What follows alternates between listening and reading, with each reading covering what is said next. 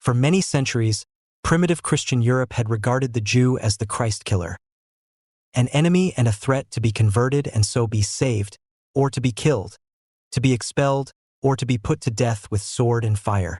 In 1543, Martin Luther set out his honest advice as to how Jews should be treated.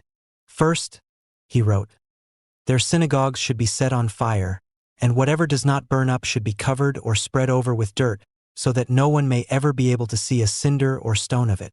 Jewish homes, he urged, should likewise be broken down or destroyed.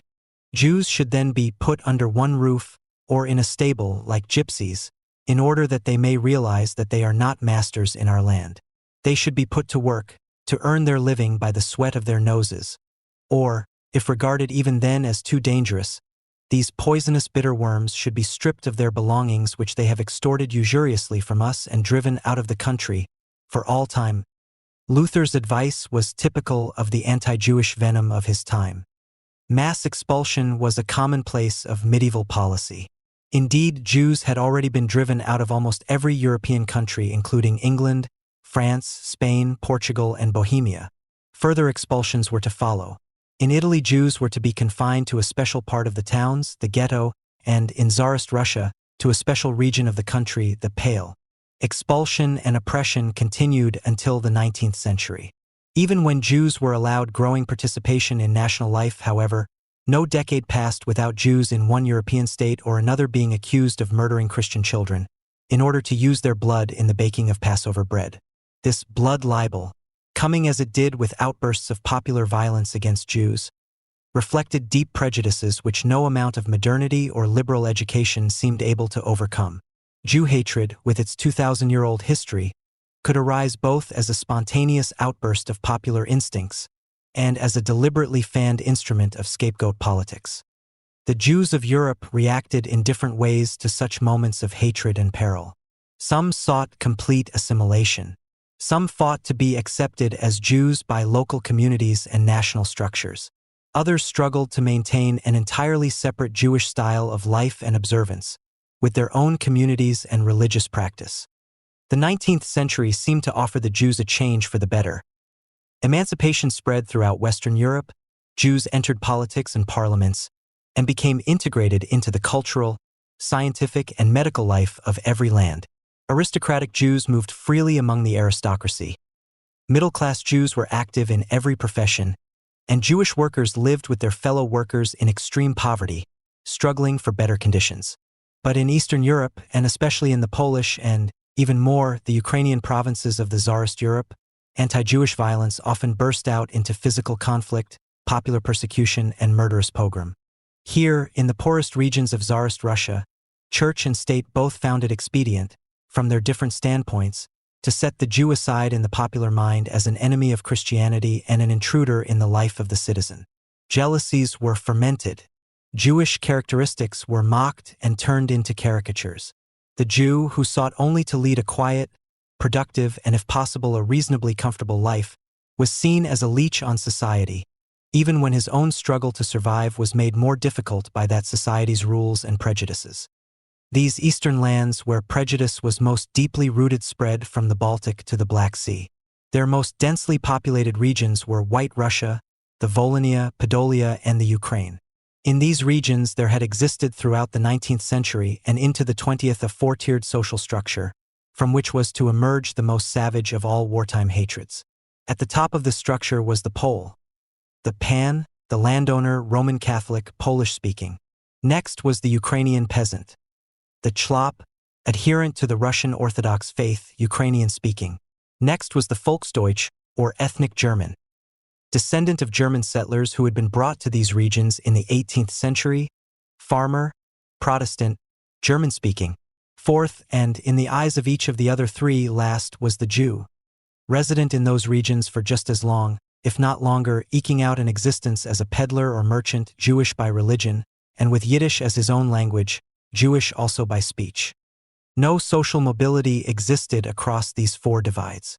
By profession, by language, and by religion, the gulfs were unbridgeable. Pole, Ukrainian, and ethnic German had one particular advantage. Each could look to something beyond the imperial and political confines of Tsarist Russia in order to assert his own ascendancy, and could call upon outside powers and forces to seek redress of wrongs and indignities. The Jew had no such avenue of redress, no expectation of an outside champion. Unable to seek help from the emerging Polish or Ukrainian nationalisms, or from German irredentism, he lacked entirely the possibility each of the other three had, that war, revolution, and political change might bring about better times. The four-tier structure of Pole, Ukrainian, ethnic German, and Jew ensured that the conditions of assimilation and emancipation which came into being in Western Europe after the French Revolution did not exist, and could not exist east of the river Bug, that the ideals and opinions which benefited Jew and non-Jew alike throughout Western Europe in the 100 years following the destruction of the remnants of the medieval ghetto system, and much more by Napoleon, failed to penetrate those regions in which by far the largest number of Jews were living in the 100 years between Napoleon's defeat at Waterloo and the First World War. In the war which came to Europe in August 1914, Jews served in every army, and on opposite sides of the trenches and the wire. German Jews fought and died as German patriots, shooting at British Jews who served and fell as British patriots. Of the 615,000 German Jews in 1914, more than 100,000 served in the German army, although before 1914 Jews could enter the military academies only with difficulty, and certain regiments almost entirely excluded Jews. Man for man, the Jewish and non-Jewish war casualties were in an almost exact ratio of the respective populations. Jews and non-Jews alike fought as Germans, for duty and for the fatherland. The first member of the German parliament to be killed in action was a Jew, Dr. Ludwig Haas, member for Mannheim, one of 12,000 German Jews to fall on the battlefield in German uniform. Jews in the Austro-Hungarian army fought Jews in the Russian, Serbian, and Italian armies.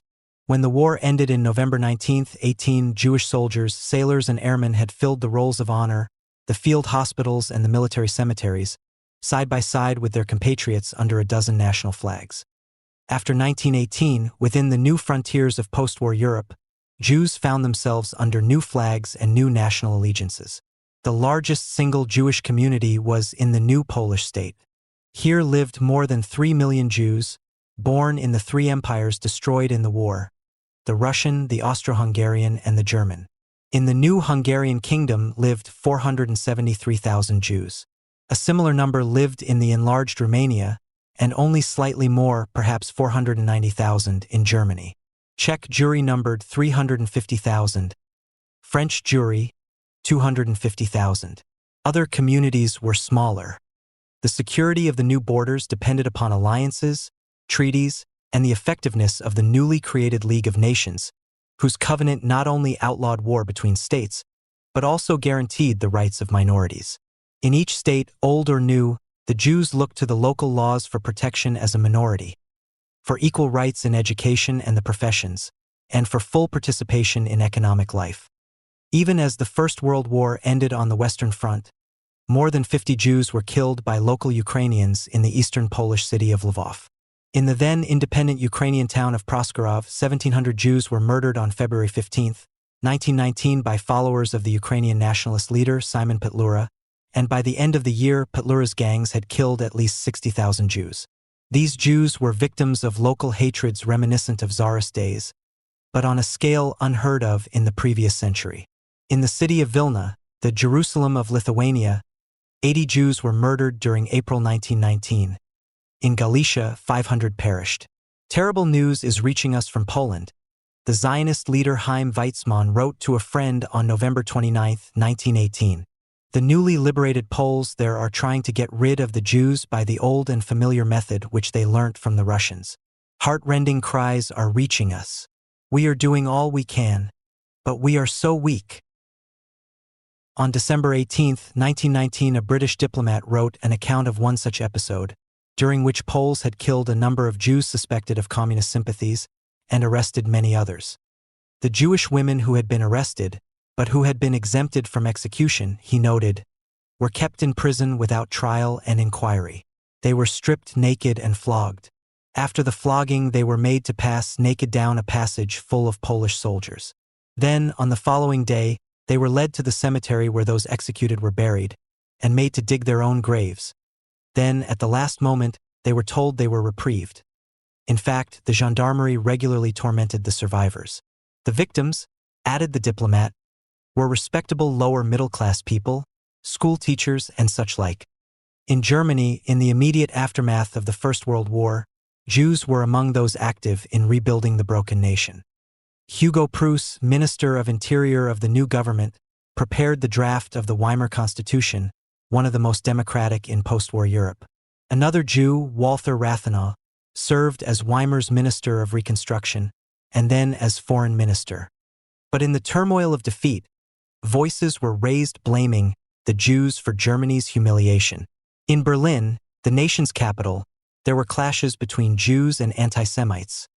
Indications of growing anti-Semitism, the Berlin correspondent of the Times reported on August 14, 1919, are becoming frequent. A manifestation of this anti-Semitism was shown by one of Germany's new and tiny political parties, the National Socialist German Workers' Party, the NSDAP, soon better known as the Nazi Party, after the first two syllables of National, National. The party's 25-point program was published in Munich on February 25, 1920, at a time when it had only 60 members. The essence of its program was nationalistic, the creation of a great Germany, and the return of Germany's colonies, which had been lost at the time of Germany's defeat. Point 4 was a racialist one. None but members of the nation, it read, may be citizens of the state. None but those of German blood, whatever their creed, may be members of the nation. No Jew, therefore, may be a member of the nation. Another point demanded that all Jews who had come to Germany since 1914 should be forced to leave. A demand which would affect more than 18,000 Jews, most of them born in the Polish provinces of Tsarist Russia. The anti-Jewish sections of the Nazi Party's program had been drafted by 3 members. One of them, Adolf Hitler, was number 7 in the party's hierarchy. A former soldier on the Western Front, he had been wounded and gassed in October 19, 18, less than a month before the war's end. On August 13, 1920, Hitler spoke for 2 hours in a Munich beer cellar on the theme, Why We Are Against the Jews. During his speech, he promised his listeners that his party, and his party alone, will free you from the power of the Jew.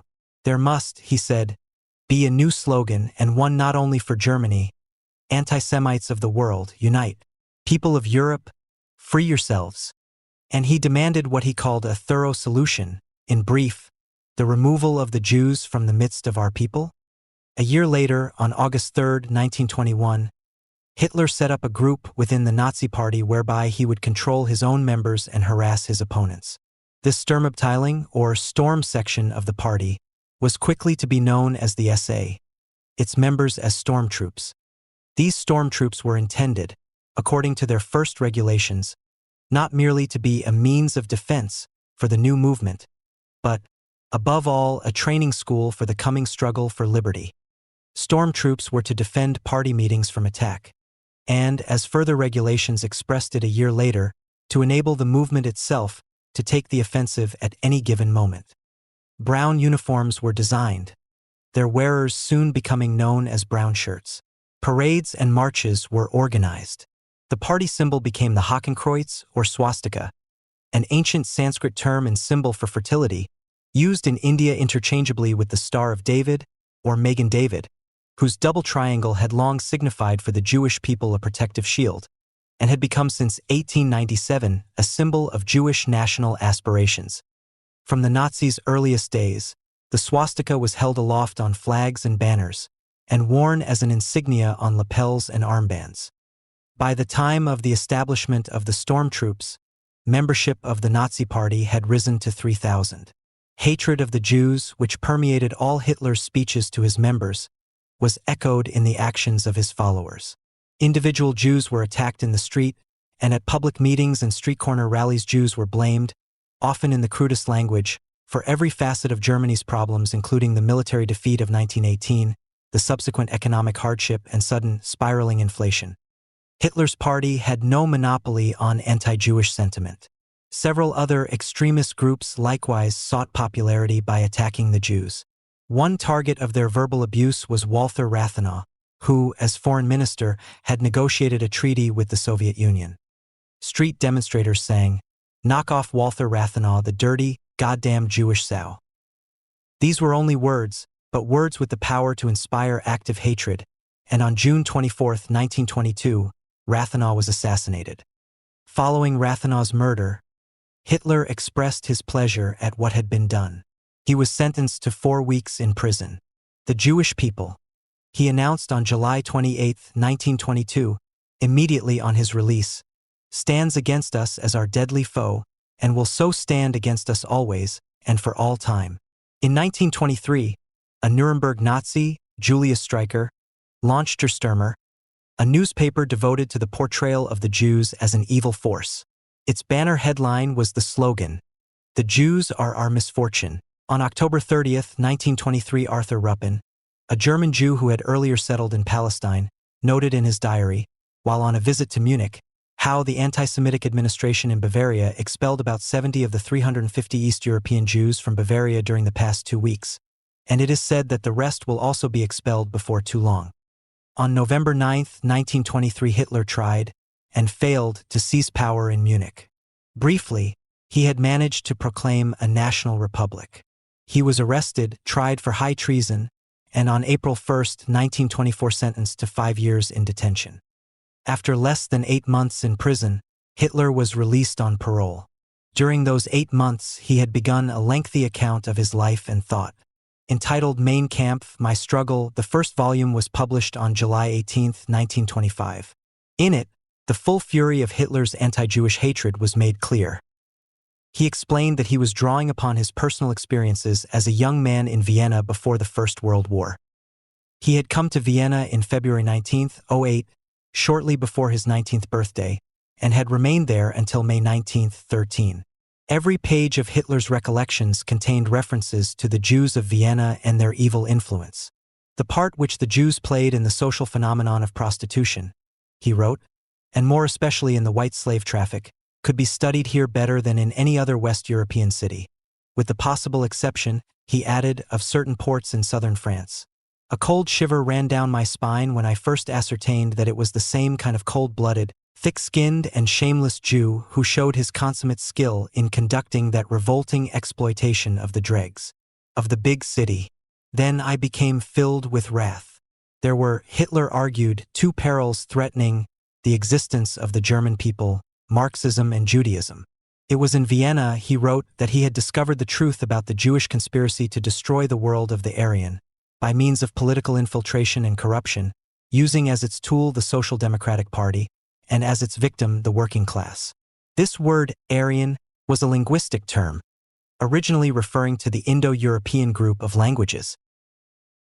Since before the end of the 19th century, it had already been distorted as a concept by a number of writers, among them Houston Stewart Chamberlain, who gave it racial connotations, and used it to denote superiority over the Semitic races.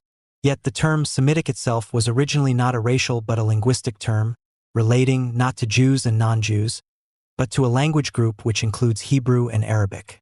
None of these refinements troubled the new racialism.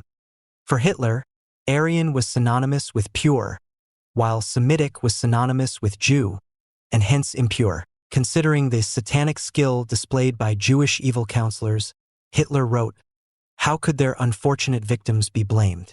The Jewish politicians were masters of dialectical perfidy. Their very mouths distorted the truth. Marxism was a Jewish device, a Jewish trap. The more I came to know the Jew, the easier it was to excuse the workers." Hitler presented himself as the man who had seen, and who would prevent, not only the destruction of German life, but the destruction of life on earth, by the Jew. The dangers, as he saw them, concerned the racial integrity of the German people, and a deliberate assault on that integrity. As he told his readers, the black-haired Jewish youth lies in wait for hours on end, satanically glaring at and spying on the unsuspicious girl whom he plans to seduce, adulterating her blood and removing her from the bosom of her own people. The Jew uses every possible means to undermine the racial foundations of a subjugated people. In his systematic efforts to ruin girls and women, he strives to break down the last barriers of discrimination between him and other peoples.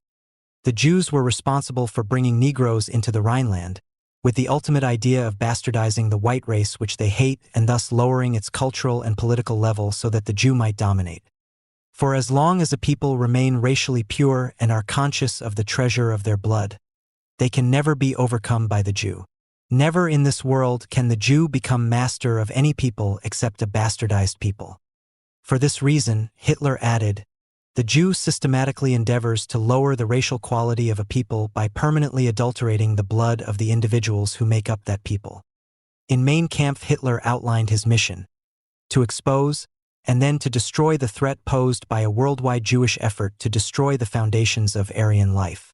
Was there any shady undertaking, he asked, any form of foulness, especially in cultural life, in which at least one Jew did not participate? And he went on to answer his own question in these words. On putting the probing knife carefully to that kind of abscess, one immediately discovered, like a maggot in a putrescent body, a little Jew who was often blinded by the sudden light. Germany could only become a great nation again, Hitler argued, if it saw and repelled the Jewish danger. Germany's defeat in 1918 could have been prevented, but for the will of a few Jews, traitors inside the German Reich. There is no such thing, Hitler concluded, as coming to an understanding with the Jews.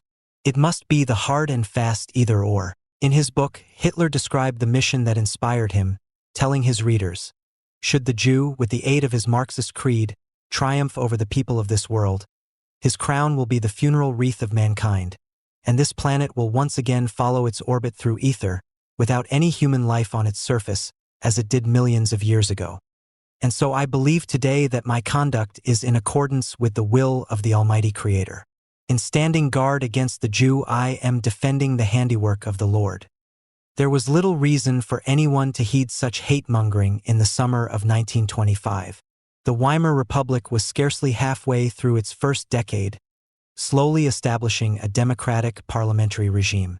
The twin economic pressures of Reconstruction and the payment of reparations to the Allies were being lessened year by year. The crisis of whirlwind inflation had passed. Employment was slowly rising. International conferences offered Germany, for the first time since her defeat, equal participation in European diplomacy. On October 16, 1925, 3 months after the publication of Hitler's first, bitter, obscure volume, Germany signed the Locarno Agreement, guaranteeing, as an equal partner with Britain, France, Belgium, and Italy, the frontiers of Western Europe. Under Article 2 of Locarno, Germany and France, as well as Germany and Belgium, mutually undertook that they will in no case attack or invade each other or resort to war against each other. These undertakings offered the prospect of security for the war-weary masses of all the signatory states, which included Poland and Czechoslovakia. For the 8 million Jews of Europe, Locarno seemed to offer the prospect of a quiet life. Several years had passed since the Ukrainian massacres of 1918 and 1919, but in at least one Jew's mind, vengeance was called for. His name was Shalom Schwarzbard, his Hebrew first name meaning peace. On May 25, 1926, in Paris, he killed the exiled Ukrainian leader Simon Petlura. I am performing a duty for our poor people, he had written to his wife a few hours earlier. I am going to avenge all the pogroms, the blood. On December 10, 1926, Hitler published the second volume of Mein Kampf. Once again, anti-Jewish venom permeated its pages. At the beginning of the war, Hitler wrote, or even during the war, if 12 or 15,000 of these Jews who were corrupting the nation had been forced to submit to poison gas, just as hundreds of thousands of our best German workers from every social stratum and from every trade and calling had to face it in the field, then the millions of sacrifices made at the front would not have been in vain. On the contrary, Hitler continued, if 12,000 of these malefactors had been eliminated in proper time, probably the lives of 1 million decent men, who would be of value to Germany in the future, would have been saved. These were still the writings of an extremist with no prospect of political influence, let alone power. In 1926, his party's membership stood at 17,000, among them the black uniformed Schutzstaffeln, Protection Squad, or SS, set up a year earlier to provide Hitler and the Nazi leadership with personal protection, a personal security service. It was all on a small, if noisy, scale. On July 4, 1926, a youth movement had been inaugurated for young Nazis, the Hitler Youth. In 1927, the Nazi membership rose to 40,000. The uniformed stormtroops were active on the streets, brutal thugs with a political party to give them respectability. In May 1928, the Nazi Party participated in the German national elections, securing 12 seats in the Reichstag. European democracy did not seem to be endangered by such apparently minor developments. Germany, disarmed by the Treaty of Versailles, posed no military threat to its neighbors.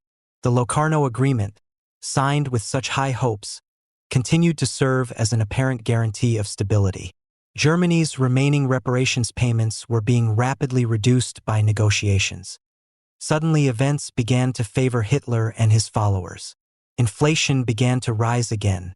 Unemployment grew to unprecedented levels. The growth of German communist support triggered a reaction on the right. Extremism replaced the Weimar democratic ideal. The internal problems which had given the Nazis their first few seats continued to worsen.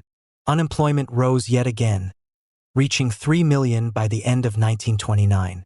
Both workers and employers were its victims. Small businessmen suffered equally with those on the factory floor. As the economic distress grew, the Nazis denounced Jewish wealth and conspiracy. In Berlin on January 1, 1930, brown uniformed stormtroops killed 8 Jews, the first Jewish victims of the Nazi era. For the next 9 months, Jews were molested in cafes and theaters, and synagogue services were constantly interrupted by these uniformed hooligans, already dignified by the title party members. An election was called for mid-September 1930. During the campaign, the stormtroops were again active in terrorizing Jews as well as communist voters and other political opponents. In the course of the campaign, 78 Jews were among those wounded by SA thugs. The election itself was held on September 14, 1930. To the amazement of election watchers in Germany and abroad, the number of Nazi seats rose from 12 to 107. With more than 6 million votes, the Nazi Party was now the second largest party in the state. On the day the Reichstag opened, several Jews were attacked in Berlin, and the windows of Jewish-owned department stores were broken.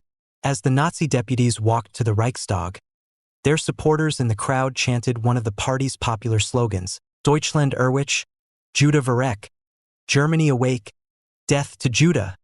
On March 15, 1931, Nazi Party officials were told, the natural hostility of the peasant against the Jews, and his hostility against the Freemason as a servant of the Jew, must be worked up to a frenzy. 6 months later, on the eve of the Jewish New Year, squads of young stormtroops attacked Jews returning from synagogue. An eyewitness recorded how, in one incident, while 3 youths beat an elderly gentleman with their fists and rubber truncheons, 5 other young men stood around to protect them, the strong helping the strong to attack the weak. This was to become a hallmark of Nazi action. So too was the deliberate choice of a holy day in the Jewish calendar and of a religious target. In 1931 alone, 50 synagogues were desecrated, and several thousand tombstones defiled in more than 100 Jewish cemeteries. Frequent though they were, it was not these anti-Jewish actions, but the specter of unemployment that made daily headlines throughout Germany, providing the Nazis with a massive source of discontent, recruits, and votes. In the election for president in June 1932, which the incumbent president, Field Marshal Hindenburg, won with 53% of the ballot, the former Corporal Adolf Hitler came second, winning over 36% of the votes cast. The communist candidate Ernst Thälmann received only 1 in 10 of the votes. Of the two extremes, Nazism had proved the more attractive. It was also the more effectively organized. In 1931, the SS, organized and enlarged by Heinrich Himmler, established its own intelligence service, the Sicherheitsdienst or SD, headed by Reinhard Heydrich, to keep a close watch on dissent within the party. In further national elections on July 31, 1932, the Nazi Party won 230 seats in the Reichstag. Hitler had now established enough power to form a government in coalition with others. But he declined to accept second place, refusing to agree to a coalition unless he were chancellor. At further elections 3 months later, on November 6, 1932, Nazi votes and seats both fell. Hitler's opponents declared that the Nazi movement was on the wane, that its chances of power were ended. With 196 seats, a loss of 34, Hitler was outnumbered by the combined forces of the socialists and communists. But his opponents on the left lacked sufficient unity or sense of danger to combine. A prolonged political crisis led to negotiations, and negotiations led to a compromise. The parties of the center and the right agreed to accept Hitler as chancellor, at the head of the coalition in which they would share cabinet seats and power. Hitler agreed, and on January 30th, 1933 was appointed chancellor. He was 43 years old. I had been skating that day, a 10-year-old Jewish boy, Leslie Frankel, who lived in the village of Biblis, near Worms, later recalled. When I got home, Frankel added, we heard that Hitler had become chancellor. Everybody shook. As kids of 10, we shook.